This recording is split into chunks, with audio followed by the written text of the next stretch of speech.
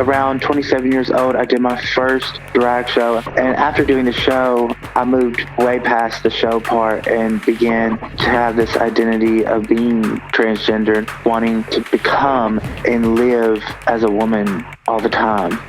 Real life starts now. This is Real Life Radio Show with On Lay. I felt alone. I felt lost. I felt scared. Real stories. I was so desperate in living such a dark and calloused life. Real people. I was thinking there was no purpose for my life. There's no reason for me to be here. Real problems. I told my dad, if you try to take these drugs, I'm going to kill you. One solution. God. Hope is a person, and his name is Jesus. And now your host, On Lay. Hi, this is Evangelist On Lay. Welcome to the Real Life Radio Show, where we're going to talk to real people who had real problems but found answers in a real God. Today, we're going to be talking about if someone who is transgender could ever change and become cisgender. Well, transgender people tend to feel like they were born in the wrong body. In a sense, they feel like they were born as the wrong sex. Kind of like this, males feeling like they are really females and vice versa. Now, cisgender people are individuals whose gender identity and sex assigned at birth matches. So it's basically male and feels like a male, and female feels like a female. So basically, majority of individuals are cisgender. But there are others who identify themselves as transgender and often seek sex changes in order to change their gender identity. Today, we will hear from Jeffrey McCall, who was born as a man, but lived as a transgender named Scarlet, dressing up as a woman and one day was going to have a sex change until something stopped him. Jeffrey, thanks for joining us. Oh, thank you so much, and thank y'all for having me. Jeffrey, I'm so glad you're joining us, and we are excited to hear your story and to hear what happened. Now, most people feel like being transgender is permanent, but you had a different experience. How did this all start as you were growing up? I understand your parents went through a divorce when you were younger. Is that right? Yeah, so my parents divorced early, and around 12 years old, I started dealing with same-sex attraction. I had the first encounter where I felt sexually attracted to another man, and around 15 years old, I actually acted out on that. Oh gosh, so you had same-sex attraction as a young man. Did something happen in your life that you feel caused that same-sex attraction to start in your life? Yeah, so growing up, I was always different. I was creative. I was more sensitive than other guys. I also played sports and actually did very well. I played basketball and was a really good player at that. But just my life and confusion from my childhood really sent me on a different path than most. When I was young, my mother and father got divorced, and the reason being, or one of the reasons of many, was that my father had an extramarital affair. And so when I was a young boy, I heard my mother talking about that. And in my eyes, as a little boy around 4 or 5 years old, I thought, wow, this is what men do to women. They hurt them, and I didn't want to do it. So there was already like a push between being with women. And that was just one of many factors. I see. So you started seeing this heterosexual relationship in a negative light. That's interesting. Now, did you feel like you were different in other ways as well? Yeah, so even beginning at a very early age, I loved romantic dramas. I loved romantic comedies. I was always into romantic things. And it was like my whole life, I was really searching for a deep love, something that my parents and my peers and my family, I couldn't get from them. There was this deep yearning for a deep love, an intimate love. And that was kind of what spun me in the direction to look for that in men. And so that was always the underlying thing of what I wanted, was a really passionate, intimate, loving relationship. I think that is a longing for a lot of people, whether they're cis or trans. But I understand you at this time were having a lot of gay relationships and even getting involved with certain drugs. Did these things ever truly fulfill you? I was never really ever fulfilled by a man. And all during those years, I was deeply involved in drugs and alcohol, crystal meth. So I was always trying to fill a void, and it just wasn't being filled by a human being. That's a huge eye-opener that you were having gay sex and it never fulfilled you deep down inside. Tell me, I understand that you started identifying more and more as a woman, and you even started acting out in another name called Scarlet. Tell me more about that. Yeah, so my life as Scarlet began when I was around 27 years old. And I really just thought, I'm not even successful in homosexual male relationships. I've always felt more sensitive, more feminine. And I always had this inclination to even think in more of a female perspective. Even in the relationships I was in, I always thought of myself as more of the female role. So around 27 years old, I did my first drag show. And I remember doing the show and dressed as Scarlet. Now, I had dressed as Scarlet previously without people knowing. And there was a part of me that really wanted to become this woman. And after doing the show, where I saw people accepted me as an entertainer doing the show part, I moved way past the show part and began to have this identity of being transgender, not just wanting to do shows like drag queens, but to become and live as a woman all the time. So it wasn't enough. There was a desire now for more. I understand you sought gender reassignment surgery. Tell us more about what that process was like. Yes, so the process was that I needed to see a psychiatrist, and I was already seeing a psychologist. So I was actually in graduate school getting a history degree, a master's in history in those years when I was living in Scarlet. And my second year of graduate school, I told the psychiatrist I've been living as Scarlet, going out as Scarlet. This is what I want it to be. Within a couple months, he told me that I was diagnosed with gender dysphoria. And I was very excited that he told me I had that, because I knew that you needed a couple diagnoses of gender dysphoria from psychiatrists to begin different major surgeries and hormones and different things like that. I knew it was a way into that life. Basically, he told me you have two options. You can take hormones and begin to change your body and your voice and different things, or you can do surgeries, or you can mix both. And I told him I didn't want to do hormones. I didn't want a slow progressive change. I wanted very rapid change. So I told him that I wanted to save up money and begin surgeries. It seems like you knew what you wanted and you were going full for it. So while you were waiting and saving up money, you had some negative experiences that this lifestyle started giving you. Tell us about that. Yeah, so during that period, I was at rock bottom. I was drinking heavily and doing drugs off and on.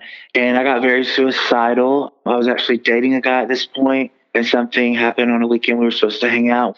And basically, I just felt like dying. Like, I just felt such rejection. And I remember I called actually for help because I drank so much that night. I thought about hurting myself, and they actually sent me to the hospital. And I was in the psychiatric ward of the hospital for a couple of days, and then they sent me to a facility to watch me. The doctor found out I was getting a master's degree in history and that I was drinking when it happened and all that. And he said, well, I think you just had a flare and I'll let you go. It doesn't seem like you want to hurt yourself. So I went back home and I was just destitute. Like, inside, I was just empty. I was so empty. And during my life as Scarlet, I was the most promiscuous ever of my life. Promiscuity that I never experienced as Jeffrey before. I was very promiscuous, sometimes with more than one man a day. Wow. And it just continued to go like that. And the further I went into Scarlet and becoming something I wasn't, the further I felt just a heaviness and an emptiness in me. You know, that is fascinating, because here you are describing it like there was a confusion between two identities or two separate people. Almost like there's a spiritual component going on here. I understand in these rock bottom times, you even secretly were trying to go to church. What was that all about? Yeah, so every once in a while, I would just randomly go to church because I grew up in church and I would visit different churches. And it wasn't all the time, clearly, but it'd be like every once in a while. Well, there was a church in Georgia that I visited, and I had actually went into that church, and I just felt something there. So years and years later, here I am living in Scarlet. I was secretly listening to this pastor because he comes on television and he has videos on YouTube. And I didn't want to go to a church living in Scarlet and just all that my life was in. I just didn't feel led to go to any church. So I was secretly listening to him at home in my apartment and just weep because I just felt like something was shifting in my life. So you're getting out of this psych ward from feeling depressed and suicidal. What happened next? Yeah, so after I got out of the hospital, I just kind of jumped back into the same things I was doing. I really wanted to start living my life as fully as Scarlet, and I wanted to have the surgeries, but I didn't have the funds at that time. So I was just going from one guy to another, dating some older men, even that I thought may pay for some of the surgeries. And things just progressed with my life with Scarlet. And then one night in the spring of 2016 was when I had the encounter with God. Oh, wow. You had an encounter with God. Before we talk about that, before your encounter, I understand you were so driven to get the money for the surgeries that you got to the point of prostituting yourself as Scarlet. Did you find a lot of other transsexuals doing similar things like prostitution? Yeah, well, I can't speak for everyone, but I know that it has been commonplace with transsexuals and some transgenders to live a life very promiscuous and put themselves out there. And I know that I did. It's kind of hard also to work a regular job when you're transitioning because you haven't transitioned. So you're going by one name, your ID may say another. So there's multiple factors in it, and also just the bullying or other type of verbal abuse you would get in public. So I know that as I was in graduate school and living as Scarlet, I just would be drunk, messed up on drugs, and would just sell my body for money or just go out with guys who basically I knew they were paying for everything that I was doing and going and all that stuff. But at the end of the day, it was paid for back from me in sex. So I prostituted myself very much so. That must have been so hard for you personally. So there you are, prostituting yourself, trying to make this all work. And then you found yourself secretly listening and watching that pastor on TV. And you had a life-changing experience with God himself. Tell us what happened. Yes, I had an encounter where I was actually in my apartment. I had a one-bedroom apartment. I lived alone. And I was there one night alone. And I remember I was like walking into my bedroom and I was just weeping. It was very late at night. I was by myself and I just started crying out to God. You know, I grew up in church and stuff, but my thought and version of God was like, he's up there and I'm here. And even if I believe in him or believe of him, like he doesn't communicate really, you know? Yeah. And so I just lay down on my bed and I was weeping and I just said, God, I know that there are people who truly live for you. Something in their life changed. I said, not just go to church. I said, something changed in their life. People that shouldn't have hope and joy and love and peace and all these things, they have it because something real happened in their life. And I said, God, I know there's people out there like that. I believe they are. But I said, will I ever be? Like it came out of my mouth and I was just like, God, will I ever live for you? And all of a sudden, all my thoughts went silent. Everything was still and just peace. And my thoughts just bowed down when he spoke. And he spoke so clear across my mind. I heard a voice strong say, yes, you will live for me. It was strong. It was clear. It was so clear. And when he spoke, you don't have to be told that it's God. And you know in your heart and your spirit and your soul, you know that the person that created you in your mother's womb spoke to you. And he said, yes, you will live for me. And that's all he said. He didn't say anything else. And I had been weeping. So I was kind of like almost in a little shock. Like, what? Why would he? I didn't even know for sure he was real. And now he's speaking. He spoke to me. Yes, I will live for him. And even though that was all he said I would live for him. So there was this part of me that like all of a sudden had hope. Wow. Hope is what you needed. Hope in a living God. I love it when God answers to someone who's really calling out to him. It sounds like you received Christ into your life, like you started accepting him and his presence. Did this encounter change anything in your life for real? Yeah, so things just began to change and I started questioning things and I started feeling like a conviction on things that I was believing and doing. And after graduate school was done, I moved back to Nashville and I was continuing living as Scarlet even after this encounter and just promiscuous and doing the same thing. And then just one night I was like, I have to move to Georgia with my dad and like get away from everything. And I need an internal change. I just knew that I could not continue to live like this. And that summer, I was at a lake house with my dad and his friend, and this overwhelming feeling came over me to be baptized again. And it was just such a heavy presence. And so I did. I asked them to baptize me that day. They drove me in a boat out into an island on the lake, and they baptized me that day. And my life just continued to move forward. Oh, that is crazy. So like you're at one moment Scarlet, heading to make that permanent, and then you're now coming to know Christ and getting baptized. That is crazy. And it's really unbelievable what some people would say, but it happened.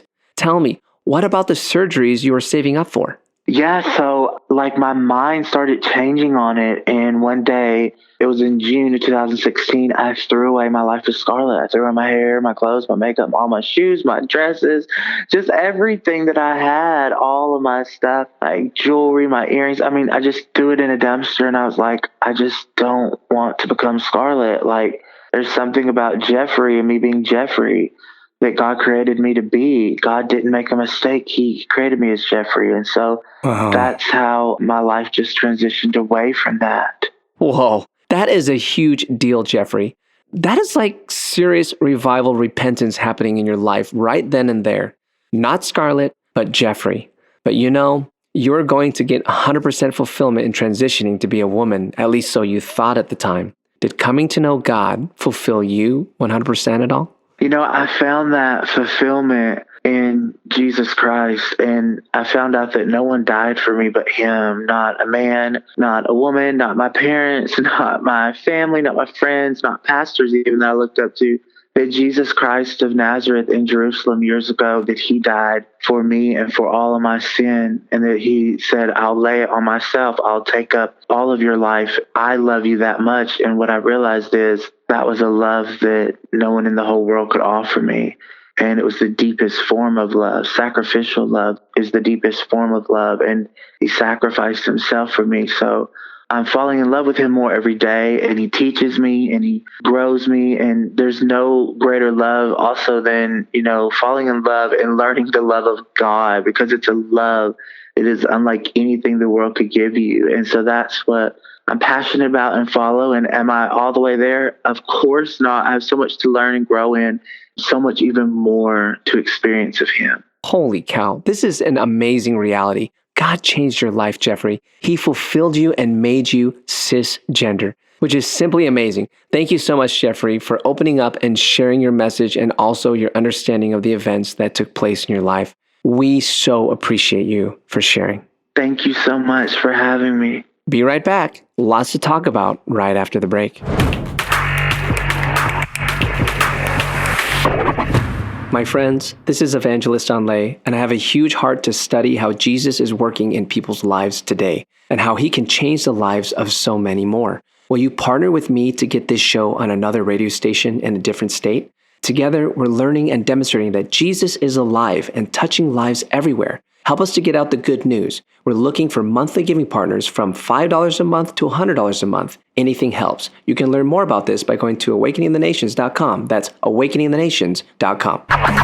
Real Life Radio is a ministry of Awakening the Nations, a 501c3 nonprofit organization that depends on your donations. If you would like to find out more about Awakening the Nations or make a tax-deductible donation, please visit our website at awakeningthenations.com or call us at 877-480-4477. That's awakeningthenations.com or 877-480-4477. More Real Life starts now. Welcome back to the show. We're going to go deeper into what you just heard. So what do you think about this? As I'm hearing Jeffrey's story, it is no longer about transgenderism, but it's about being content and fulfilled. Jesus fulfilled Jeffrey's life. He's no longer seeking to become a woman. He's no longer seeking to become Scarlet. And what a change has occurred in his life. I'm so proud of him, because it isn't easy for someone who's about to get a sex change to suddenly change their mind and then seek Jesus instead. But it seems like a great way. How does this Jesus bring about this fulfillment? Well, let's look at what ancient scripture says in John chapter 6, verses 50 through 51. He says, "This is a bread which comes down from heaven, that one may eat of it and not die. I am the living bread which came down from heaven. If anyone eats of this bread, he will live forever. And the bread that I shall give is my flesh, which I shall give for the life of the world." According to this passage, Jesus has or is the bread of life from heaven. You know, we all hunger deep inside our souls for something, don't you? We all think that it's going to be some dream we'll fulfill and will fulfill our souls. Some think it's money, riches, fame, acceptance from others. Some think and feel like that if they get a sex change, they will feel fulfilled. But we are hearing from Jeffrey the truth. The pursuit of transgenderism is empty, just like all the other things of this world. But Jesus is the true bread of life, that if you know him and you consume him into your soul, you will be fulfilled with everlasting life. Lord Jesus, we're calling out to you, especially for the person who feels unfulfilled, God. Maybe it's transgenderism, maybe it's money, whatever it is, or God, we lay it at your feet. We receive you, we believe in you. Give us the fulfillment we need in Jesus' mighty name. I hope you're blessed by this testimony, and I know that your life was touched. Did you know we have a Facebook page? Just search for Real Life Radio Show on Facebook and find out more about Real Life Radio guests, schedules, and events. That's Real Life Radio Show. See you next time.